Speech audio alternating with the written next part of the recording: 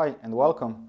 Today, using a hammer and this strange looking object, I will try to explain what inertia is and kinetic energy, because I think understanding those will help you better understand any articles or videos about braking, cornering, and even acceleration and protective equipment like helmets and other protective equipment.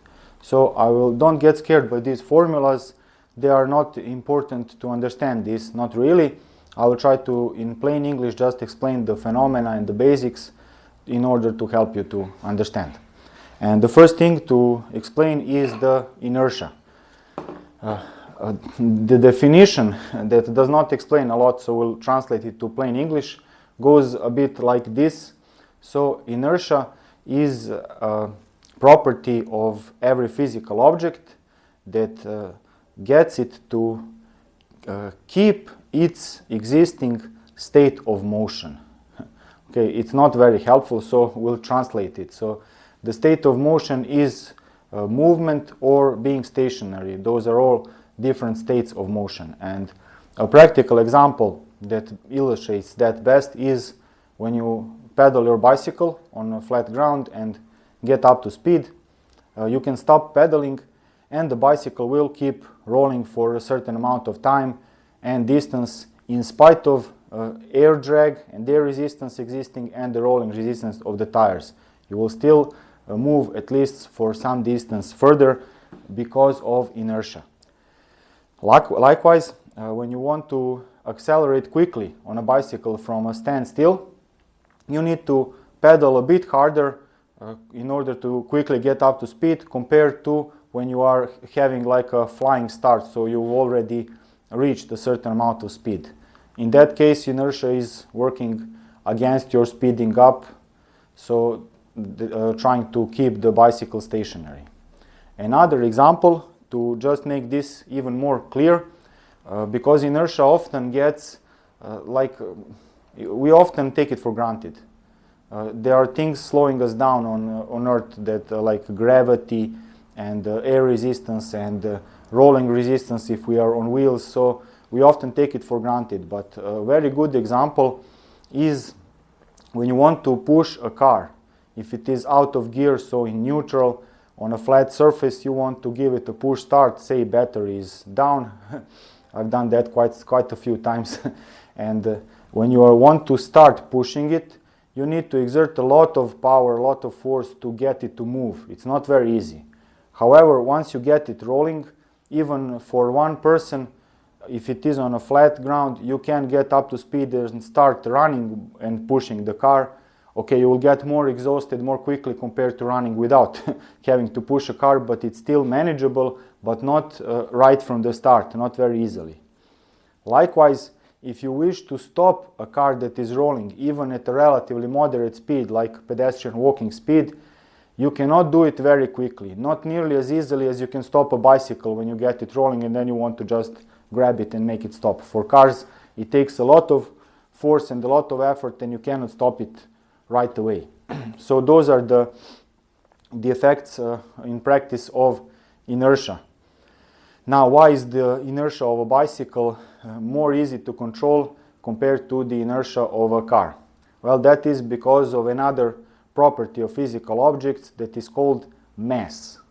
It is often considered to be the equivalent of weight, but they are a bit different. I will explain. Just first to note that mass is something that is inherent to every physical object, and it does not change unless that object changes, loses some parts or something, while weight is relative compared to the mass and the field of gravity that mass is inside or held in.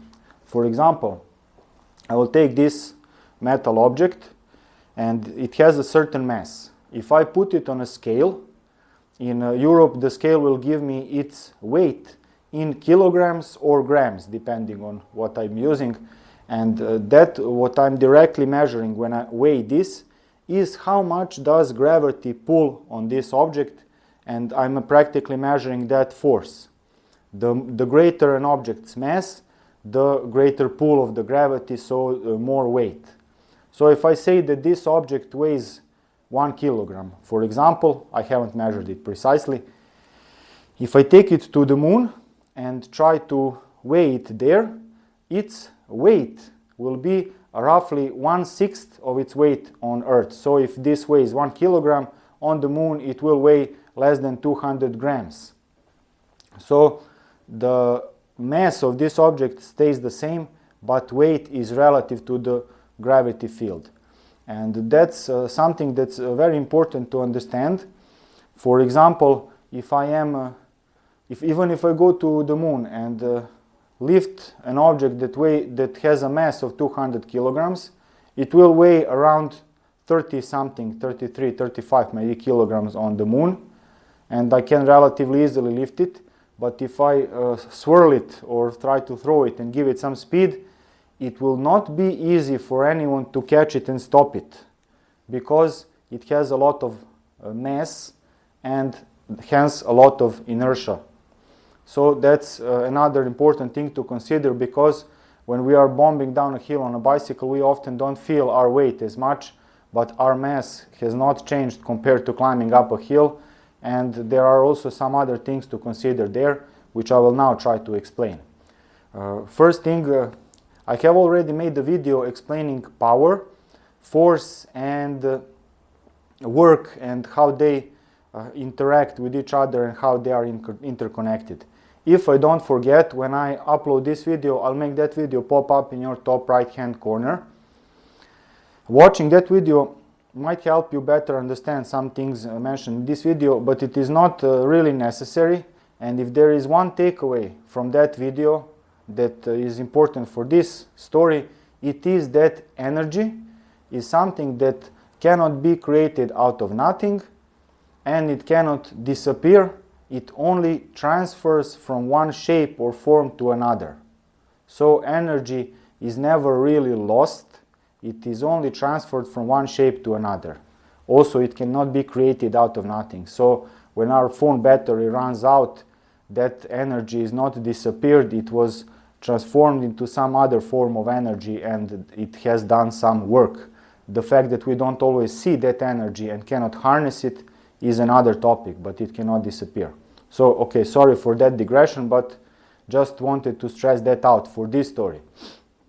First, I will explain a thing called potential energy. So if I stand on planet Earth and take this metal object and use the power of my muscles and the energy from my body to lift it up, what I'm doing as I'm lifting it up is that I am increasing its potential energy. I am converting the energy of my body into movement and increasing the potential energy by increasing the height of this object.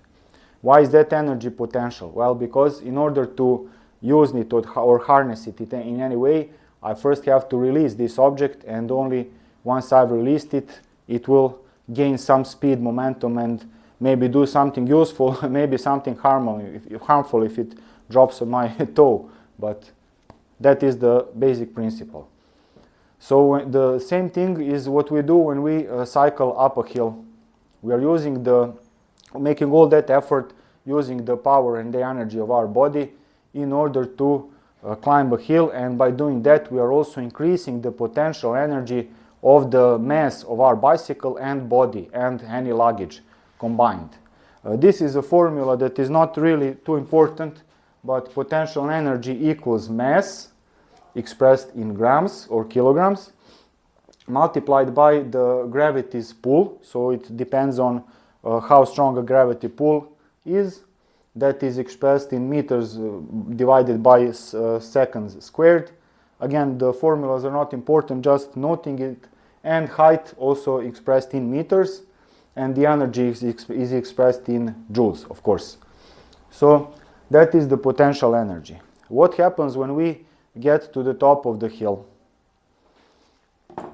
I will explain that in just a second, but first I will make another iteration on the inertia. I almost forgot that I didn't write a script for this video, so please excuse me. If I take this object and as I'm pulling it up, if I do not exceed a certain speed, it rhymes. This object will not leave my hand, so I'm not gripping it. Gravity is only pulling it towards my hand. Okay? However, if I exceed a certain speed that is greater speed and acceleration compared to the gravity's pull, then the object will leave my hand. And this is what happens. I'm practically throwing it up. So the object, after I've given it some speed, when I stop moving my hand, it continues, thanks to inertia, to go further upwards. If there were no inertia, it would just stay. As I stop my hand, it would also stay. But thanks to inertia, if I give it enough speed, it has enough speed to continue going upwards.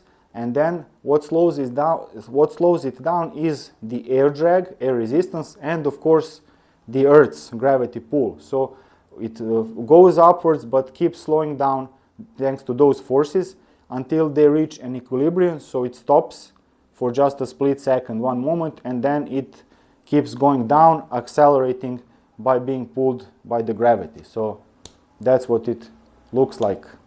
I can give it more speed or less speed, and that is also how inertia works. And also when it hits my palm, after it's accelerated, there is some force, quite some, so depending on how fast it goes and how heavy it is, it differs. And I will get to that in a bit more details now when we talk about kinetic energy. So to reiterate, when we climb up a hill and get to the top, we've accumulated quite some potential energy. And what we can do then is to start going downhill. And once we are going downhill, we are capable of going at a very high speed without any effort. We don't even have to turn the pedals. We'll be going quite fast, doing nothing, because we are harnessing the potential energy that we had accumulated. So we can go downhill a lot faster than we are capable of going on a flat, no matter how hard we pedal. And the accumulated potential energy, when we start going downhill, gets transferred to our momentum, to our increasing speed, and that is another name for kinetic energy. So thanks to inertia and speed, we have something called kinetic energy. This is the formula, but again, don't be scared. Just to point some things, the formula for kinetic energy, that is also expressed in joules, is mass multiplied by velocity or speed squared, all divided by 2. Another way to show the same formula is to say 1/2 of the mass multiplied by velocity or speed squared. So for kinetic energy, mass is something that is inherent in every object and it will not change, but speed or velocity will. And this is the graph that shows how kinetic energy relates to speed for an object of a given mass, whether it's a bicycle or a car or whatever. So thanks to the speed having a significant impact because it is squared, this is what the graph looks like. It is exponential. So as we increase in speed, a relatively moderate increase in speed will result in a relatively high increase in kinetic energy. And that is very important to keep in mind and to understand. So the principle used for that is when we want to knock a nail into a wooden board or something. It takes a lot of force if we try pressing the nail in. If we put it in a vise and try to press it in, it will require a lot more force. We can do it with a good press, but if we use a hammer, we can do it quite easily. And we achieve that by using mass, inertia, and kinetic energy, because the head of this hammer is not very heavy. It's, I think, 1/2 kilogram or something, 500 grams. And thanks to this lever, I can give it a lot of speed with relatively small motion of my hand. And that speed is what creates a huge amount of kinetic energy that when I hit the nail on the head, just like my technical articles. When I hit it on the head, that energy gets transferred and the nail gets pushed and knocked into a wood, for example. So that kinetic energy is, if I try to press it in with a hammer, it will take all my weight and I might not be able to move it. But if I just flick my arm and create a big speed, a lot of kinetic energy, I can do it. So that is the effect of kinetic energy. So it can it can hurt you. If you let this hammer fall down, it will generate speed, and if it hits you on a toe, it hurts a lot. While if you just put it on your hand or your foot, it does nothing. It's not that heavy. So that's important to understand. And also, when we use a bicycle to go fast down a hill, we will keep accelerating, and when we reach a very high speed, it's important to keep in mind that the amount of kinetic energy that we have is huge, even if our weight or mass is very low, relatively low. Thanks to high speed, it's a lot of kinetic energy, and if we need to stop, our brakes will need to convert a huge amount of kinetic energy into heat. That is what brakes effectively do. I'll make separate videos and articles on that, but it's not to be, how to say, it's to be taken seriously. The same things happens for very heavy trucks when they are loaded, when they go downhill. I hope experienced truck drivers will correct me if I'm wrong, but when they start rolling down hills, they must not allow their truck to reach a very great velocity, because then it becomes very difficult to control and practically very difficult to stop because of the huge amount of kinetic energy and speed with all that huge mass. And I'm trying to think if I've forgotten to mention something. Yes, I will also talk about the thing called, I think the proper English term is terminal velocity. Hopefully physicists will correct me if I'm wrong. And that is when we start bombing down a hill, we will be accelerating as the gravity pulls us and keeps on speeding up. Our inertia fights that, so it takes a lot of force to keep us going from a slower speed to a higher speed, just as it takes a bit more force to get us going from standstill to a certain speed. So that plays a part, but the gravity pull is constant and we keep on accelerating. However, as we accelerate, what remains relatively constant is the rolling resistance of our tires, but what increases also exponentially with our speed, so does the air resistance or air drag. And that is why when we reach a certain speed, using just the gravity to keep us going, we will no longer be speeding up. We will reach a certain speed, certain velocity, and that's it.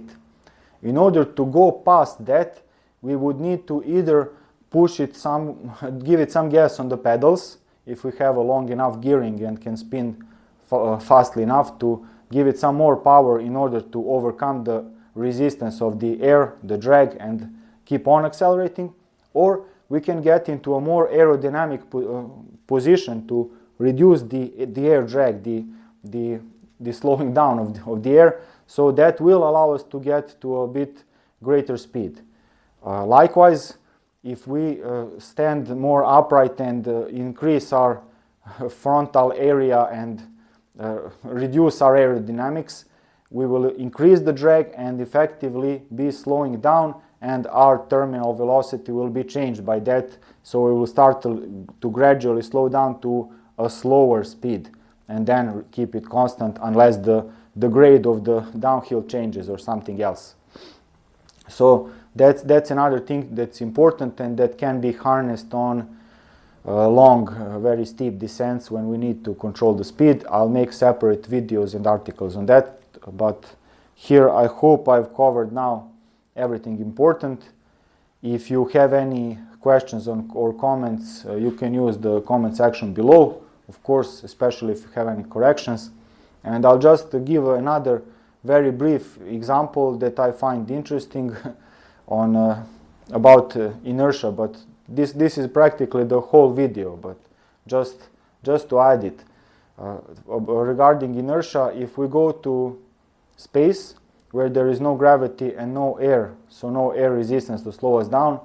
If we put on a spacesuit and walk out of a spaceship or a space station, their gravity pull is very small, not enough to keep us planted to it, because they are not as huge and don't have a big mass compared to a planet or even a satellite.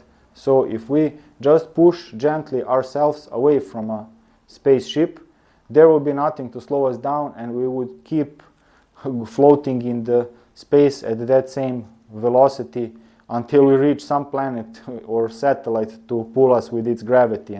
But it will not end well, so it's important to keep yourself harnessed or something like that. I suppose, never been to space for now, but that's something that we take for granted on Earth, because we have gravity and air drag to slow us down. There are situations where that can be very, very critical and very dangerous. Likewise, for huge masses, like big icebergs, for example, they have a very huge mass. So even if they go at a very slow speed, almost looking like stationary, if they hit a ship or something in the water, it's a huge amount of kinetic energy, in this case thanks to an enormous mass, even though the speed is relatively small. An opposite example is what I've just explained using a hammer, where a relatively modest mass can create a huge amount of kinetic energy thanks to giving it some speed. So I think this is now finally over. I hope I'll beat the dripping faucet video for the most boring video on the internet with the most views. Thank you very much for watching. Don't forget to like, share and subscribe, of course, and I'll see you in some other video. Cheers!